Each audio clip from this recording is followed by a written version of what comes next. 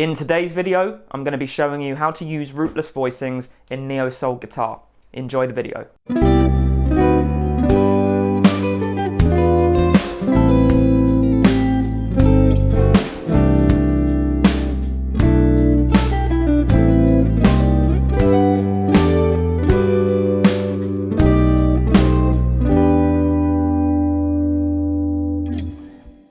How's it going? Dave here. My channel is all about helping you create awesome neo-soul and R&B sounds on the guitar.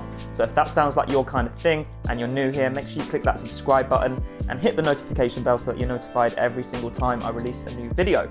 So in today's video, we're going to be talking all about Rootless Voicings. So I'm going to be showing you how to play a load of Rootless Voicings, and I'll be explaining where you can use each one of these voicings too. So why do we want to use Rootless chord voicings? First of all, they allow us to play more complex chord voicings because we don't have to worry about playing that root note. It also helps with voice leading and creating smoother chord changes, as playing that root note is sometimes unnecessary because all the other notes in the chord give us the information we need to know, especially if the root note is being played in the backing track or in the piece with a bass guitar or some sort of bass instrument. As well as this, sometimes, not all the time, but sometimes playing a chord with a root note can muddy the sound up a little bit. Sometimes we want it to be very bright sounding, and sometimes a low root note can definitely muddy that up. So let's get straight into these voicings. So I've broken this down into 3 sections. We're going to do some major chords, we're going to do some minor chords, and we're going to do some dominant chords. So let's start with the major chords.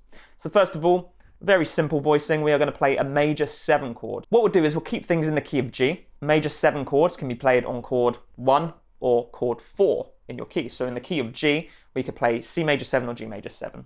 So what we're going to do is we're going to take this C major 7 bar chord that you probably know, and we're literally just going to not play this bottom C. So we get this voicing here. Now, as you can see from the chord chart, I've included the root note as a red note, and the chord voicing that we're actually playing is all comprised of blue notes. So these blue notes in all the chord charts I'm showing you today are actually the voicings that we're going to play, and you don't want to play the red notes. I'm just leaving the red notes there so you can see where the voicing is in relation to the root note. Okay, so that's our first one. So in the key of G, we could use G major 7 or C major 7.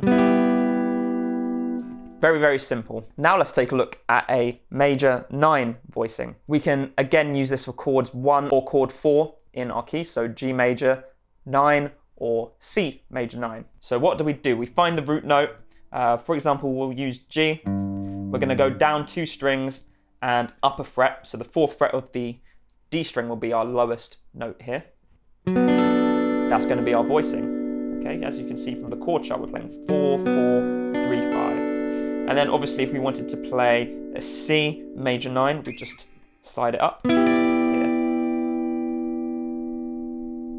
Awesome, and the final major voicing I'm going to be showing you is the 6-9 chord. So what we're going to do is we're going to take the root note on the A string. So for example, we could play chords 1, 4, or 5 with a 6-9 chord. So in the key of C, we've got G, C, and D. So let's take a C, for example. That's going to be our root note.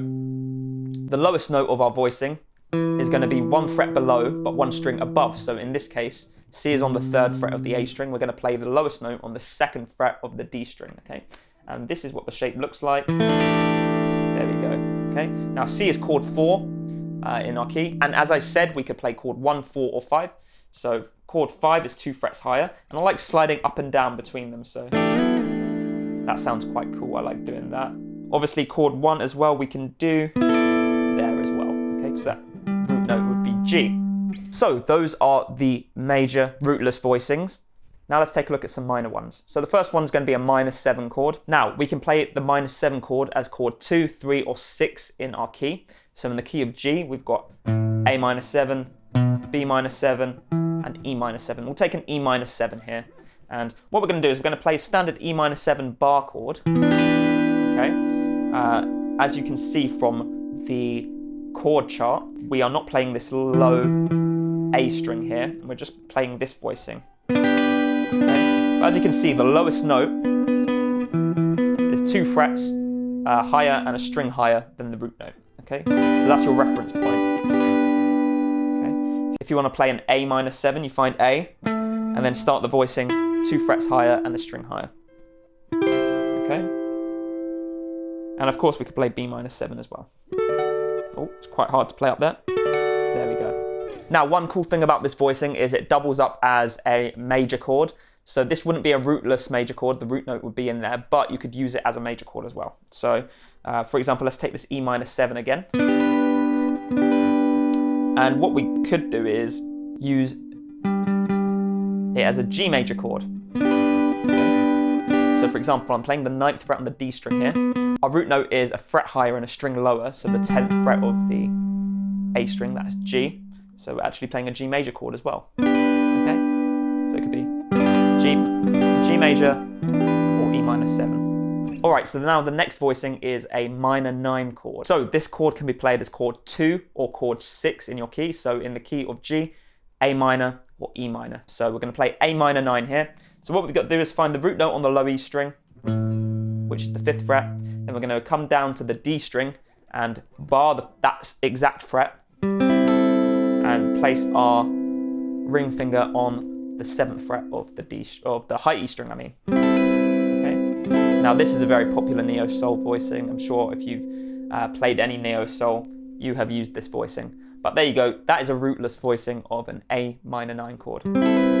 Or you could play an E minor 9 up at the 12th fret. There we go. And let's take a look at our final minor voicing. So we're going to be playing a minor 11. So what we can do with this voicing, we can use it for chord 2, 3, and 6. We're going to play an A minor 11. What we've got to do is find the root note, which is A, come down 2 strings to the D string as well, and the lowest note is going to be on the same fret on the D string. Okay, so there we go, we got this voicing here. Okay, and as I said, we could play chords 2, 3, or 6. So we could play A minor 11, B minor 11, or E minor 11.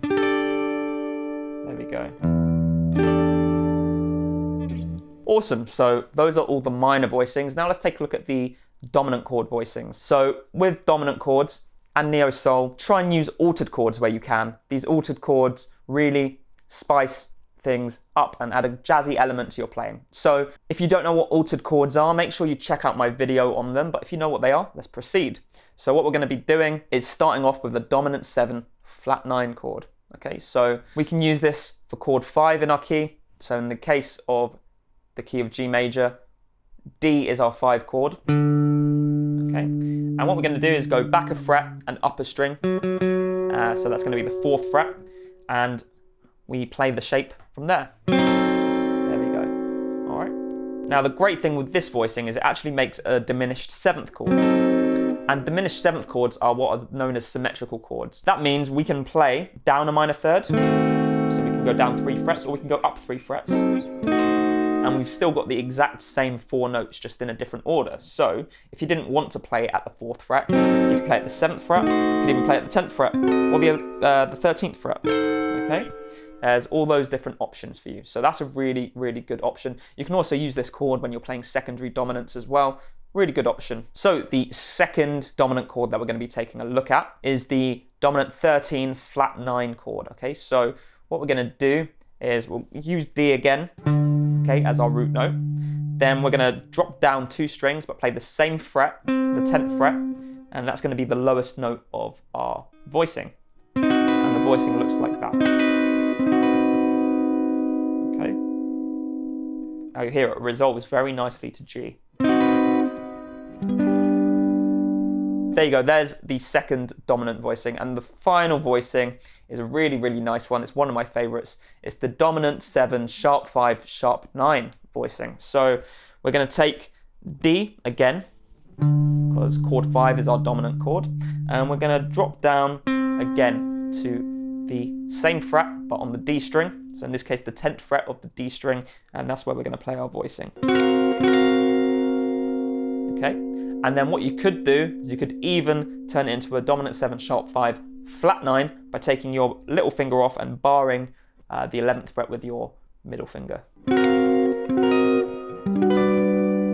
And as you can hear, it resolves very nicely back onto G. So those are all of the rootless voicings for this video. Now it's your turn go out and create some awesome chord progressions using these Rootless Voicings. If you end up creating any videos or posting it on Instagram, make sure you tag me at David Lovejoy so I can check out your stuff. I'd really love to hear what people are creating with my instructional videos. Now, if you enjoyed the video, click like, let me know what you thought in the comments, and subscribe to the channel. If you're interested, check out the first 2 chapters of my book, Chord Charisma. Those first 2 chapters are going to show you all about how to create a basic chord progression and build it up into something more sophisticated with extensions like 7ths, 9ths, 11ths, 13ths. So it's down in the description, absolutely free for you. Check that out if you're interested. If not, then check out this video here and you're going to learn even more stuff from me today. So I'll see you there. Have a good one.